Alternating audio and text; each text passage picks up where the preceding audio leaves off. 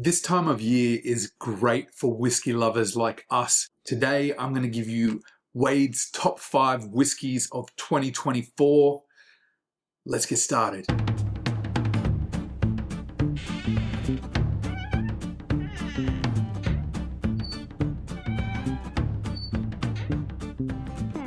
Thank you guys for joining me today on McIntyre's Malts. If you haven't yet checked out my previous video, Wade's top 5 worst whiskies, I'll put a link to that video in the description. Go and check that out as well. But here today, we are going to do my top 5 best whiskies of 2024. So let's not wait any longer and let's get stuck into the list today with number 5 on the list being the Longrow Peated Expression. This one has started to come down in price in my market in the realm of about $170 Australian.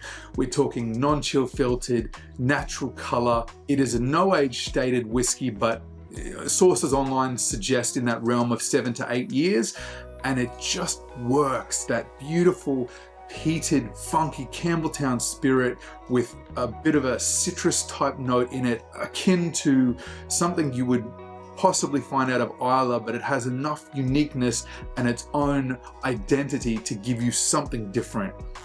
Okay, number 4 on my list today is one that surprised and impressed me quite a lot. I am talking about the Herak Isle of Harris inaugural release. I get excited to try new whiskies and especially first releases from new distilleries, and more often than not, I'm disappointed with these releases because they are either rushed or too young and they're too eager to get a release to market. But this one was the one that impressed me the most out of all of the new and younger releases that I've tried. It had a beautiful fruity note to it and it showed so much promise that it definitely caught my attention, and it's one that I think you should keep your eyes out for. Number 4 on the list today, a very interesting and impressive whiskey for such a new release.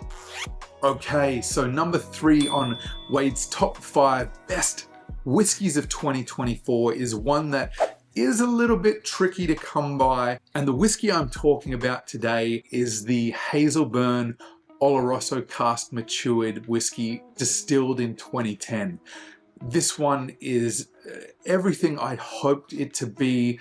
You have a great age statement, you have good maturity, you have Oloroso casks, which usually hit the spot. 49.9% ABV, I believe, from memory, non-chill filtered, natural color, and a great whiskey. It goes exceptionally well with a cigar, delivered everything I wanted to, one that I enjoy pouring and I look forward to opening that bottle. Exceptionally well crafted whiskey that most definitely deserves spot number 3 on my list for 2024.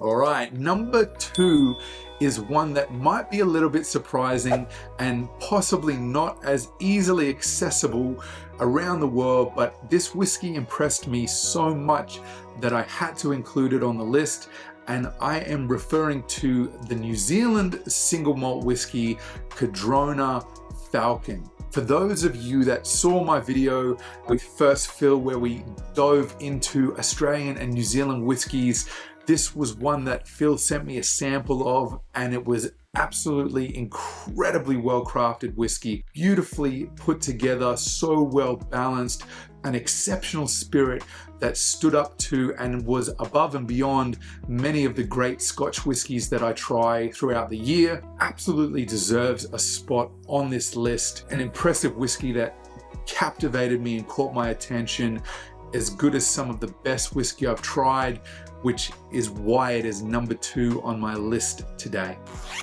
This, of course, brings me to the reason you guys are all here on this video, and that is to see what is my number 1 best whiskey of 2024. This whiskey just hit the mark. It gave me all the elements I was looking for. Perfect balance. You had the smokiness at a lower sort of level that wasn't overpowering. You have this beautiful richness from the sherry casks.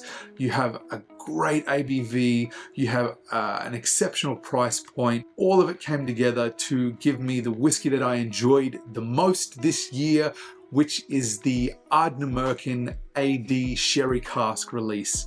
This one I bought a few bottles of. It just ticked all the boxes. It worked. I just was really caught by surprise with this one. Smoky and sherry whiskeys, that contrast between the smoke and sweetness works very well and adds depth and complexity to a single malt. Of all the whiskeys that I try in this wheelhouse with that flavor profile, it stood out above and beyond the others. When I took that first few sips of it, it made me notice that there was something different. It had more to offer. If you can still find this one, I'm not sure if it's a limited release or it's part of the annual releases core expression, the regular lineup.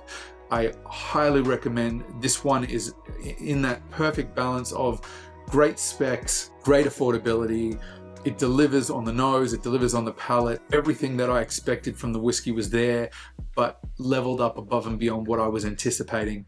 All of those things combined to make a fantastic whiskey, and it would be wrong if I didn't make it my #1 whiskey of 2024. So there you guys have it. That's my list of top whiskeys for this year being 2024. And as always, make sure that you enjoy your whiskey responsibly, and may you always have great whiskey in your glass. I'll talk to you very soon on the next McIntyre's Malts.